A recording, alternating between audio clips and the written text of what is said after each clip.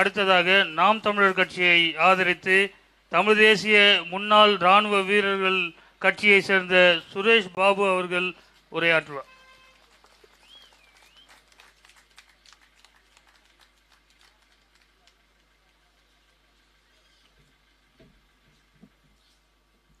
அனைவருக்கும் என்னுடைய முதற்கண் வணக்கம். நான் முனைவர் சுரேஷ் பாபு.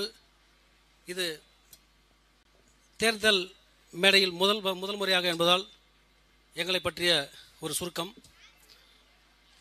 பாரத எல்லையை காத்த முன்னாள் இராணுவ வீரர்கள் இனி மக்களை காப்போம் என்ற குறிக்கோளோடு நம் தேசத்தை கட்டமைத்த தலைவர்கள் விட்டு சென்ற கனவை சிறமேற்கொண்டு புதியதாக உலக அரசியல் வரலாற்றில் முதல் முறையாக இந்தியாவில் தமிழ்நாட்டில்தான் இப்படி ஒரு புதிய அரசியல் கட்சி துவங்கப்பட்டுள்ளது. அதுவும் இராணுவத்தின் பெயரிலேயே.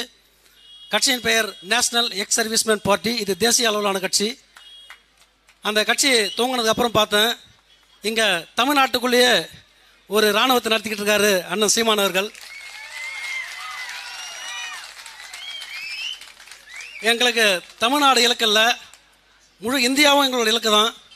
நான் கட்சியை துவங்கினதுக்கு இன்னொரு முக்கிய காரணம் உங்கள் யாருக்குமே தெரியாது. இதில் இப்போது ஒரு அண்ணன் சொன்னார், எல்லாம் ரேஷன் அரிசி சாப்பிட்டுக்கிட்டு இருக்குன்னு சொல்லிட்டு. நம்ம எல்லையை இரவு பகல் தூங்காமல் மழையிலும் பனியிலும் காவல் காத்து கொண்டிருக்கும் இராணுவர்கள் உண்ணும் உணவு இதே ரேஷன் அரிசி தான். ரொம்ப கேவலமாக இருக்குது. அப்படி ஒரு நாட்டில் தான், ஏன்னா நாட்டை காக்கிற இராணுவ வீரனுக்கு தற்போது சேவையில் உள்ளவனுக்கு இதே ரேஷன் அரிசி தான் அங்கே கொடுக்கப்படுறது. எத்தனை பேர் தெரியும்? இன்னொரு கொடுமை, அந்த தலையில் போடுவாங்க பகடின்னு சொல்லுவாங்க, அந்த புல்லட் ப்ரூஃப். அதோட வெயிட் வந்து இந்தியன் ஆர்மியில் 2 கிலோ வெயிட்டு, 2 kg. மற்ற நாடுகளில் இருக்கிறது வந்து 600 கிராம். இதை விட அதிகமான பாதுகாப்பு கொண்டது. இன்றைக்கி தமிழ்நாட்டு மக்களுக்கு மட்டும் இல்லை, இந்தியாவில் உள்ள ஒவ்வொருத்தருக்கும் இதே நிலைமை தான். நம்மளை பிச்சை எடுக்க வச்சாருன்னு சொன்னார். நம்மளை மட்டும் பிச்சை எடுக்க வைக்கல. இன்றைக்கி ரோடு வரும் போனீங்கன்னா இந்த குரங்குங்கெல்லாம் பிச்சை எடுத்துக்கிட்டு இருக்கோம்.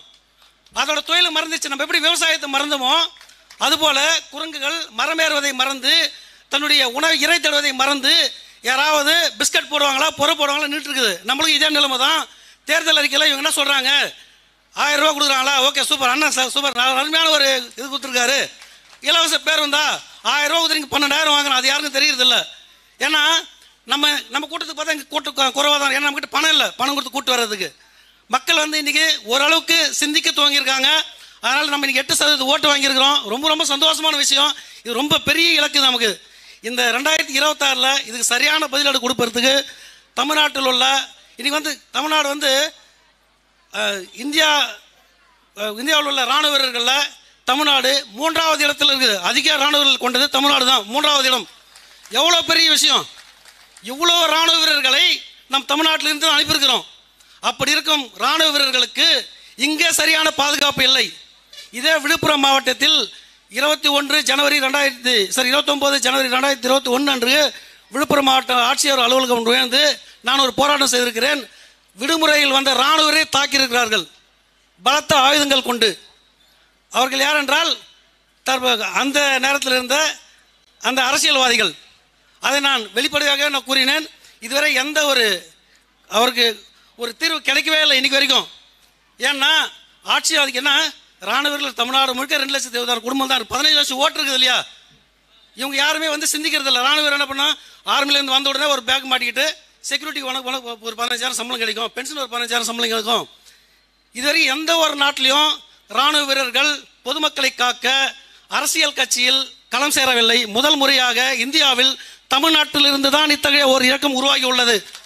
நாம் அனைவரும் அண்ணனுடைய வழியில் சென்று நாம் தமிழர் என்பதை நிரூபித்து நம்முடைய பெருவாரியான வாக்குகளை நம்முடைய சகோதரி அபிநயாவிற்கு பெற்றுக் கொடுப்பதற்காக அனைத்து முன்னாள் இராணுவ வீரர்களும் இந்நாள் இராணுவ வீரர் குடும்பங்களும் பொதுமக்களும் இணைந்து இந்த போராட்ட களத்தில் நேருக்கு நேராக திராவிட முன்னேற்ற கழகத்துடன் போட்டியிட்டு நாம் வெற்றி பெற செய்வோம் என்பதை நாம் அனைவரும் உறுதியெடுப்போம். பேச வாய்ப்பளித்த அனைவருக்கும் நன்றி கூறி விடைபெறுகிறேன். நன்றி, வணக்கம். அடுத்ததாக மாநில கொள்கை பரப்பு செயலாளர்